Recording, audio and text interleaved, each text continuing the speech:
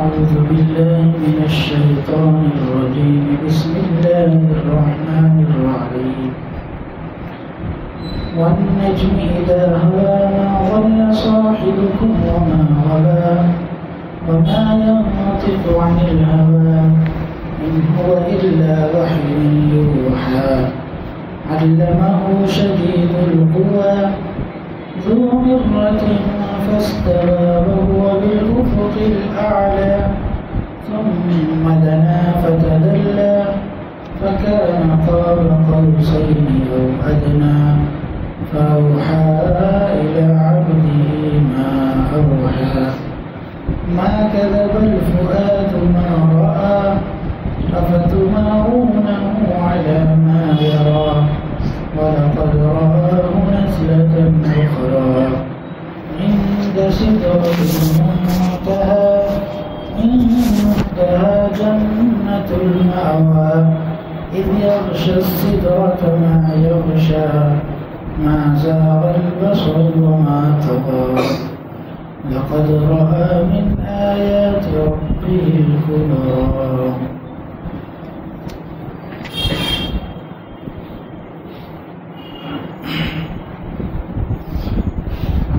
یہ سورۃ النجم ہے اور اس سورت کا آغاز ستارے کی قسم کھانے سے ہوتا ہے اور ایسے ستارے کی قسم جو ڈوبنے کے قریب ہو. جو ستارہ ڈوبنے کے قریب ہوتا تھا سمندری سفر میں اور ریگستانی سفر میں لوگ اس سے اپنا راستہ معلوم کرتے تھے. جب میپ وغیرہ کا زمانہ نہیں تھا تو لوگ ستاروں سے راستے کا تعین کرتے تھے اور وہ ایک علم ہوتا تھا، علم نجوم، ستاروں کا علم، تو اس سے راستہ معلوم ہوتا تھا. تو قرآن میں بھی وہ النجم یہتدون کے ستاروں سے لوگ راستہ معلوم کرتے ہیں. یہاں قسم کھائی گئی ہے، قسم ہے ستارے کی جب وہ ڈوبنے لگے. ما ضل صاحبکم وما غوى، تمہارے ساتھی یعنی محمد صلی اللہ علیہ وسلم نہ بھٹکے ہیں اور نہ بہک گئے ہیں. میں اکثر کہا کرتا ہوں کہ قسم میں اور جواب قسم میں کچھ مناسبت ہونی چاہیے. تو ستارے کی قسم کھا کر کے اللہ تعالیٰ نے یہ بات ارشاد فرمائی کہ جس طریقے سے ستارہ جس وقت طلوع ہوتا ہے اس وقت سے غروب ہونے تک وہ ادھر ادھر بھٹکتا نہیں، اس کی جو منزل ہوتی ہے وہ اپنی منزل تک پہنچتا ہے. تو اسی طریقے سے تمہارے جو یہ ساتھی ہیں یہ بھی ادھر ادھر بھٹکے نہیں ہیں. جس طرح ستارہ محفوظ رہتا ہے اسی طریقے سے یہ محفوظ ہیں اور نہ ادھر ادھر بھٹکے نہیں ہیں، بالکل صحیح راستے پر چل رہے ہیں. پھر یہاں پر قسم کھائی گئی سورج کے ستارے کی جب وہ ڈوبنے لگے. اشارہ مقصود ہے کہ آدمی جب تک نکلا ہوا اور ستارہ تو غفلت میں رہتا ہے کہ چلو نکلا ہوا، لیکن جب ڈوبنے لگے اب ڈوب جائے گا تو پھر کیسے راستہ معلوم کریں گے، کیونکہ وہی ایک آخری سہارا ہے راستہ معلوم کرنے کا. تو گویا منشا یہ ہے کہ یہ نبی جب تک زندہ ہیں ان کی قدر کر لو اور ان کو غنیمت سمجھو اور ان سے جو ہے زندگی گزارنے کا راستہ معلوم کر لو. یہ منشا. ایک لفظ ہے ضلع اور ایک ہے غوا. عربی زبان میں ضلع کا معنی جو ہے یہ ہوتا ہے کہ کوئی آدمی اس کے پاس علم نہیں ہے، جہالت کی وجہ سے وہ غلط راستے پہ چل پڑا. اس لیے قرآن مجید میں غیر المغضوب علیہم ولا الضالین، تو ضالین کا معنی ہے کہ اس سے مراد عیسائی لوگ ہیں کہ وہ جہالت کی وجہ سے اور نادانی کی وجہ سے، علم نہ ہونے کی وجہ سے غلط راستے پر چلے. اس کے برخلاف مغضوب علیہم جن پر غضب ہوا، اللہ کا غصہ ہوا، اس سے مراد یہود ہے کہ وہ علم کے باوجود گمراہ ہوئے. ان کے پاس علم تھا اور بڑے بڑے مدارس چلتے تھے ان کے، اور علم کا بہت زور تھا اس وقت۔ اللہ کے رسول صلی اللہ علیہ وسلم کی جتنی علامات تھیں ان علامتوں کے ذریعے سے حضور کو اچھی طرح پہچانتے تھے۔ قرآن میں اس طرح پہچانتے تھے الذین آتیناہم الکتاب یعرفونہ کما یعرفون ابناءہم، کہ جن کو ہم نے کتاب دی یعنی یہودی، وہ اپنے نبی کو ایسے پہچانتے ہیں جیسے کوئی باپ اپنے بیٹے کو پہچانتا ہے۔ تو علم تو اتنا تھا لیکن علم کے باوجود گمراہ ہوئے۔ تو ہمارے نبی کی یہ شان نہیں ہے، نہ تو وہ جہالت کی وجہ سے غلط راستے پر ہیں اور نہ جانتے بوجھتے غلط راستے پر ہیں، وہ بالکل سیدھے راستے پر ہیں۔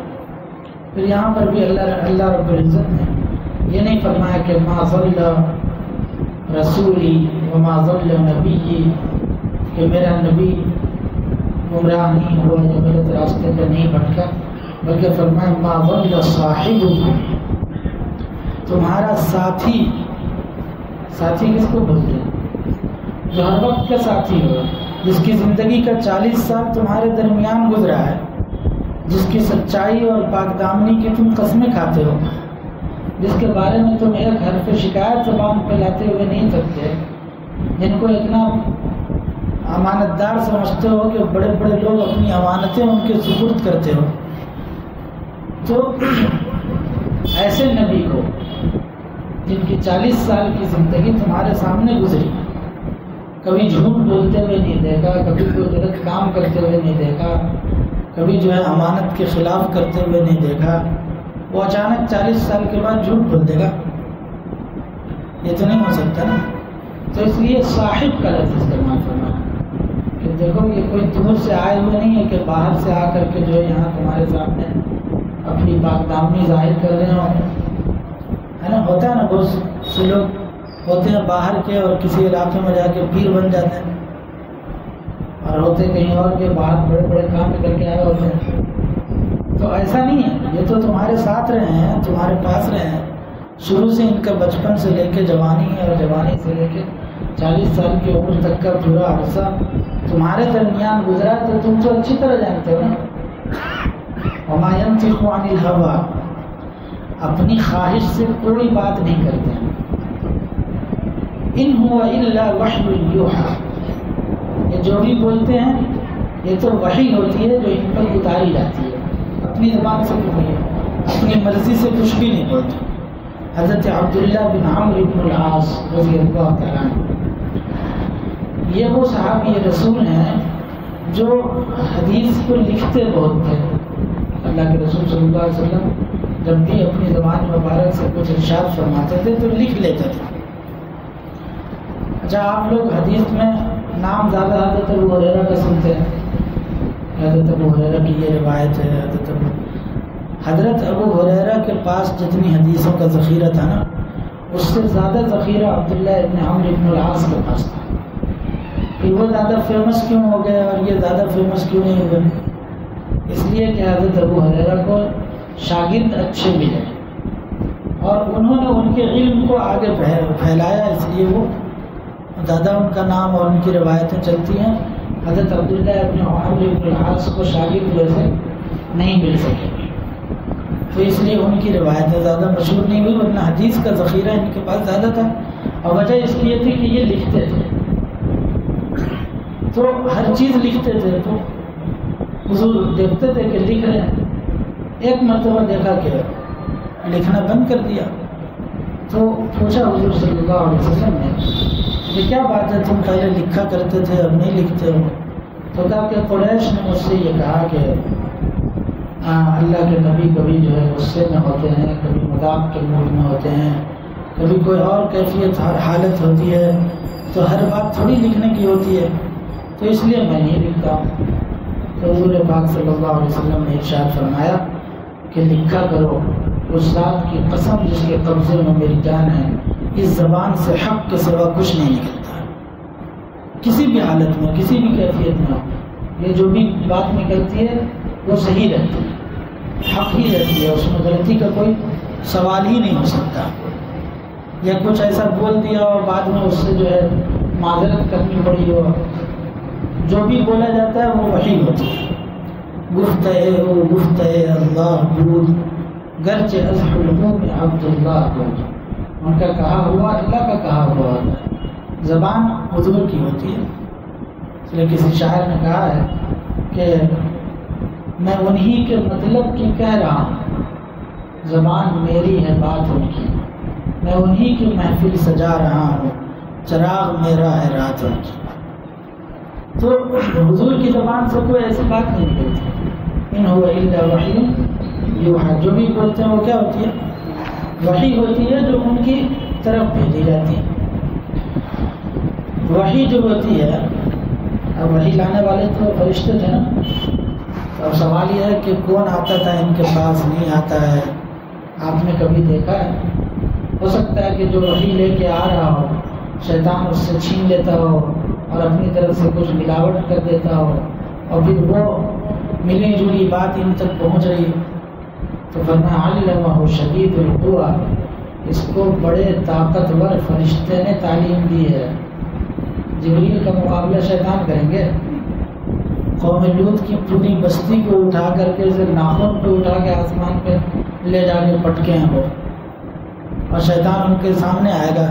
اس کی یہ جرت، بڑے طاقتور ذو مرۃ، بڑا زبردست.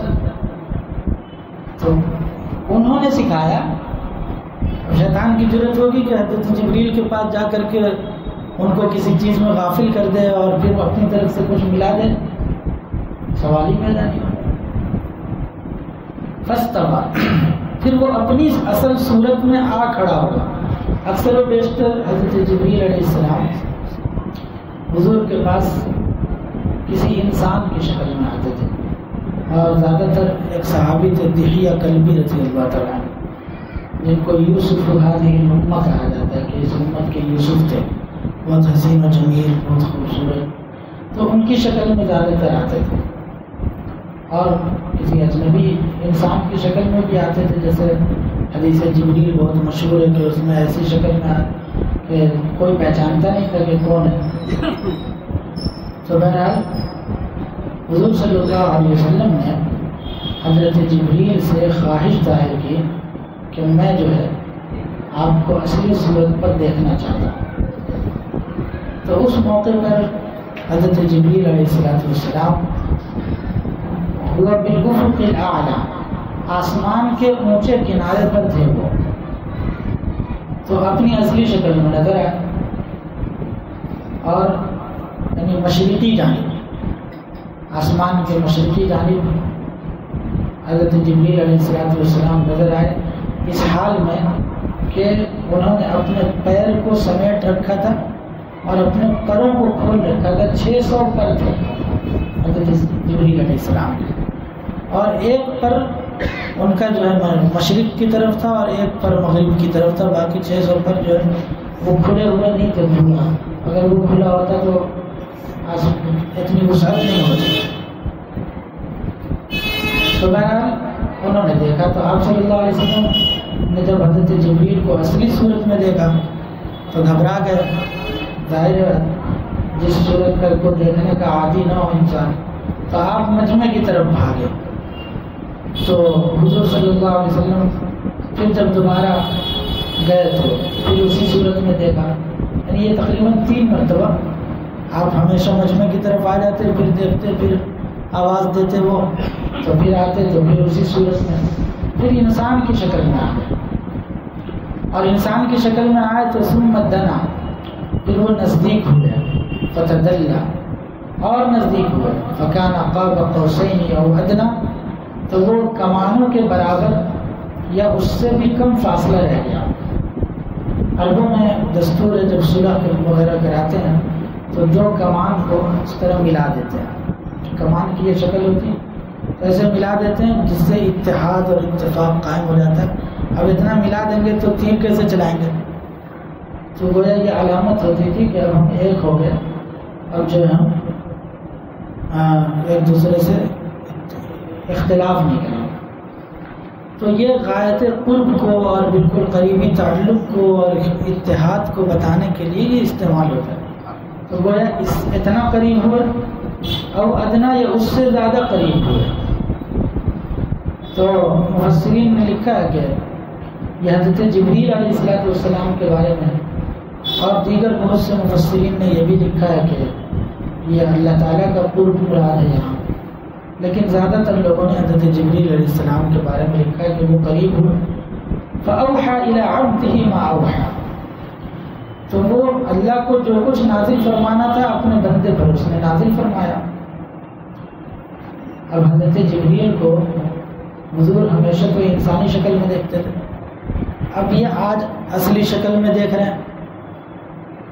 تو عام طور پہ ایسا ہوتا ہے کہ ایک آدمی جس کو آپ نے دیکھا نہیں، اس سے آپ کسی فون پہ بات ہو رہی ہے، ہوتا ہے نا ایسا، تو آواز سے تو آپ پہچانتے ہیں کہ یہ فلاں آدمی ہے، لیکن جب وہ آپ کے پاس آیا اچانک کہ میں فلاں جگہ آپ کو ملوں گا اور آ کے کھڑے ہوئے وہاں پہ 2-3 لوگ اور ہیں، تو آپ کیسے پہچانیں گے کہ یہ وہی آدمی ہے؟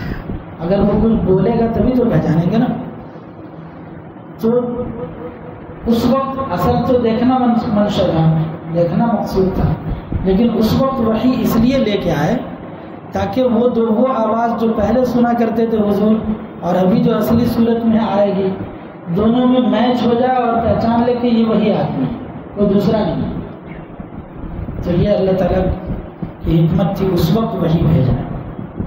اور کیا وحی بھیجی اس کے بارے میں روایات خاموش ہے. بعض مفسرین نے لکھا ہے کہ اس وقت جو ہے اصل میں یہ حضرت جبریل کو اصلی شکل میں دیکھنا، پہلی وحی نازل ہونے کے بعد ایک لمبے زمانے تک وحی نازل نہیں ہوئی. تو اس وقت بہت آپ اداس رہتے تھے. ظاہر ہے اللہ تعالیٰ سے کہ کلام سے جو انسیت اور لگاؤ اور جو تعلق اور اللہ سے جو محبت حضور کو ہو سکتی ہے وہ کہاں کسی کو ہو سکتی ہے. اور پھر حضرت جبریل قاصد بن کے آئے تھے، تو آپ ہمیشہ انتظار میں رہتے تھے کہ وحی آئے، لیکن نہیں آتی تھی تو آپ بے چین ہو گئے، گھبرانے لگے. یعنی بسا اوقات آپ یہ سوچنے لگے کہ میں جو پہاڑ پہ چڑھ جاؤں اور گر جاؤں. پھر وہی حضرت جبریل آواز دیتے آپ اللہ کے نبی ہیں اور آپ اللہ کے رسول ہیں، تو آواز سن کے تسلی حاصل ہوتی تھی.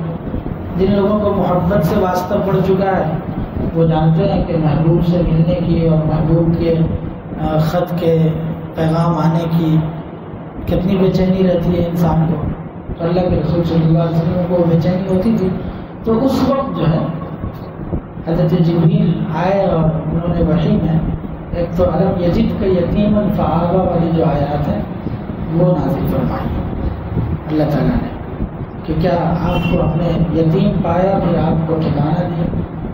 اور ورفعنا لک ذکرک کے بارے میں بھی آتا ہے کہ ہم نے آپ کے ذکر کو بلند کر دیا. یہ آیات نازل ہوئی. ما کذب الفؤاد ما رأى،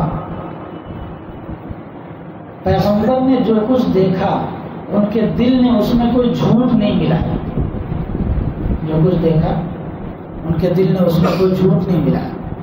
جو دیکھا جیسا دیکھا انہوں نے ویسے ہی آ کر کے بیان کیا تمہارے سامنے، وہ اپنی طرف سے کوئی جھوٹ نہیں ملایا. افتمارونہ علی ما یری، تو کیا تم ان سے لڑتے ہو جھگڑتے ہو ایسی چیز پر جس کو وہ اپنی آنکھوں سے دیکھ کے آیا ہو. تم کہتے ہو نا کہ کس نے سکھایا، کس نے ان کو تعلیم دی اور کون ان کے پاس وحی لے کے آتا ہے. تو وہ تو دیکھ چکے ہیں، کس کو؟ حضرت جبریل کو دیکھ چکے ہیں. اور تم نے دیکھا نہیں ہے. تو ایک آدمی جو اپنی آنکھوں سے مشاہدہ کر چکا ہے اس سے لڑنا جھگڑنا بنتا ہے.